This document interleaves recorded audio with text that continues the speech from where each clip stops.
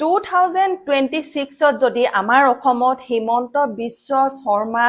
যদি আকৌ আহে তেনেহলে আমাৰ অসমীয়া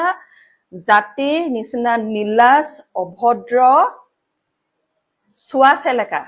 আৰু একো হ'ব নোৱাৰে মোক হেতু বেয়াকে কমেন্ট দি একো লাভ নাই মোক কোনোবাই বেয়াকে এৰেষ্ট কৰিম বুলি কৈ লাভ নাই কাৰণ আমি সদায় ন্যায় বিচাৰি আছিলো আমি নাটক বিচৰা নাছিলো ফাৰ্স্ট টাইম কথা এখন নাটক হৈ গল আমাৰ জুবিন দা